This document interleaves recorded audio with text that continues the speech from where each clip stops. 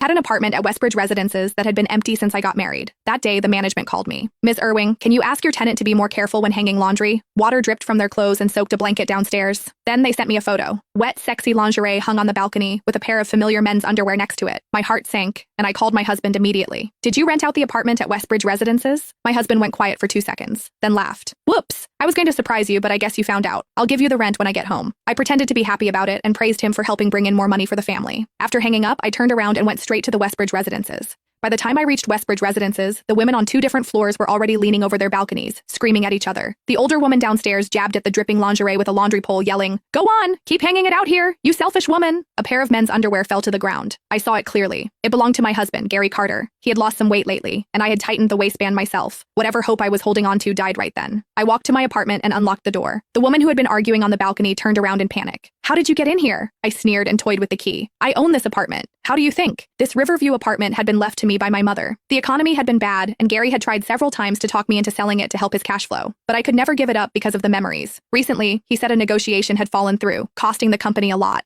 Seeing him come home late every day made my heart ache, so I started thinking about selling. I never expected him to surprise me like this. The woman forced a smile. "Oh dear, it's you, Wendy. I'm Quinn Lawson, Gary's cousin. I've been looking for a job, so I've been staying here." I stepped inside and could hardly breathe. Almost every trace of my mother had been wiped away. Expensive bags, clothes, and makeup lay everywhere. His cousin? Ridiculous. Gary's mother had no relatives. Besides, a young woman looking for work couldn't afford all these luxury goods. When she noticed me staring, she hurriedly cleaned up. "My boyfriend bought these. I told him not to, but he insisted." I raised my brows. "Oh, if your boyfriend is that rich, why don't you move in with him?" "What rent?" Quinn blurted. She immediately tried to fix it. "Even if we're relatives, I can't owe Gary rent. Even families should be clear about finances." I pretended not to notice and stood up. "Since you paid rent, you can stay. Add me on Facebook." After adding her, I left. But I came back soon after. I could hear Quinn's sickly sweet voice through the door. "Honey, hurry home. Your sorry excuse of a wife came over to harass me." When I got home, I immediately went through Quinn's social media. 3 posts stood out. In the first, she wore an emerald bracelet. The caption read, "Guess how much this is worth." I recognized it as the bracelet Gary's mother wore. In his family, that bracelet was meant for the daughter-in-law. Gary had said he couldn't find it. He had given it to his mistress. In the second photo, Quinn wore a bikini beside a pool at a luxury hotel. I knew the hand-spreading sunscreen on her back belonged to Gary. His little finger was different due to a childhood injury. The date was our wedding anniversary. He had told me he had an emergency business trip. I had begged him to stay, but he said I was immature. In the third post, she showed off luxury goods from a trip to Golland. The camera swept past a credit card with the same last digits as Gary's card. Those goods were worth at least $200,000. All I got on the holiday was a $20 movie ticket. Anger surged inside me. I was angry at myself for being so blind. I sent all the evidence to my classmate Zach White, a top divorce lawyer. After reading it, Zach was furious. "Gary is despicable. Don't worry. I'll make him spit out every last thing he took from you." Just after I took 2 sips of water, Gary called. "I need to work overtime at the factory. I won't be home tonight. By the way, my cousin said you met her. I'll transfer the rent she gave me to you."